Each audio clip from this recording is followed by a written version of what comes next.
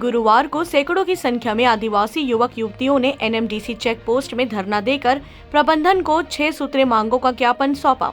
दरअसल हाल ही में field attendant training की लिखित परीक्षा एनएमडीसी द्वारा आयोजित की गई थी, जिसमें दीगर राज्यों के सभी हजारों अभ्यर्थियों ने परीक्षा दी थी।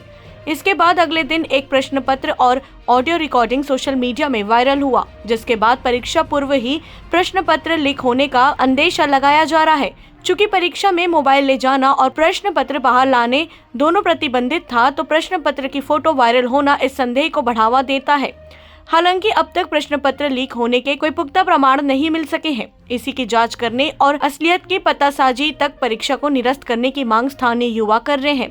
वहीं उनकी अन्य मांगों को कहा गया है कि एनएमडीसी द्वारा जब भी खदान, नवीनीकरण, सैलरी पाइपलाइन अथवा भू अधिकरण करने की बात आती है तो आदिवासी ग्रामीणों की याद आती है, परंतु जब नौकरी देने की बात आती है तो राष्ट्रीय स्तर से परीक्षाएं आयोजित की जाती है। लाल पानी एवं सैलरी पाइपलाइन प्रभावित ग्रामीणों के परिवार से कम एक को नौकरी, परियोजना, अस्पताल से बाहर रेफर किए जाने पर भी निःशुल्क उपचार, L1 की भर्ती में 80% आरक्षण आवश्यक रूप से देने की मांग भी युवा आंदोलनकारियों ने रखी।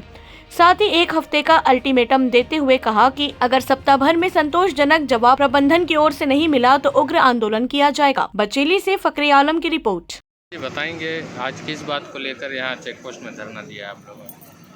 26 जून 2022 को एनएमडीसी की L1 की परीक्षा के लिए लिखित परीक्षा का आयोजन किया गया था, जिसमें जो प्रथम पाली पे जो प्रश्न पत्र आए हुए थे, उस प्रश्न पत्र आज के दिनांक में व्हाट्सएप पर और सोशल मीडिया पर ट्रेंड हो रहे हैं, वायरल हो रहे हैं। नियम ऐसा था, व्यवस्था ऐसा थी कि परीक्षा केंद्र से किसी भी प्रकार से, किसी भी तरीके से कोई प्रश्न पत्र बाहर नहीं आया जा सकता।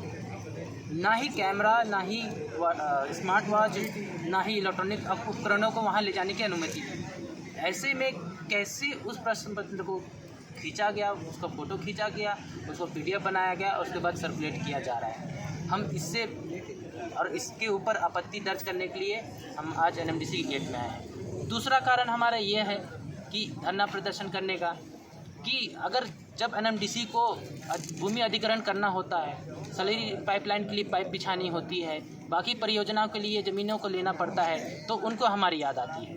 परंतु जब L1 की या फिर बाकी किसी छोटे स्तर के जो पोस्ट है उसके लिए वैकेंसी निकालने की पड़ती है या फिर उनमें रोजगार की आवश्यकता पड़ती है, तो ये पूरा प्रदेश स्तर पर, राष्ट्रीय स्तर पर लेते हैं। तो ये सारा बहुत ही बड़ा स्कैम की तरह हमारे साथ भेदभाव हो रहा है, जिसके विरोध में आज हम एनएमडीसी के गेट में आए हैं। हम इस एनएमडीसी के गेट में आने के बाद आज से ठीक 7 दिन का उनको मोहलत दे रहे हैं कि आप 7 दिन के भीतर हमारी सारे मांगों को लेके आप स्पष्ट करें कि आपकी नीति क्या है, और 7 दिन के बाद, इसके बाद हम किसी भी तारीख में कभी भी कोई उग्र आंदोलन करेंगे, जिसका पूर्ण जिम्मेदार एनएमडीसी और जिला प्रशासन होगा।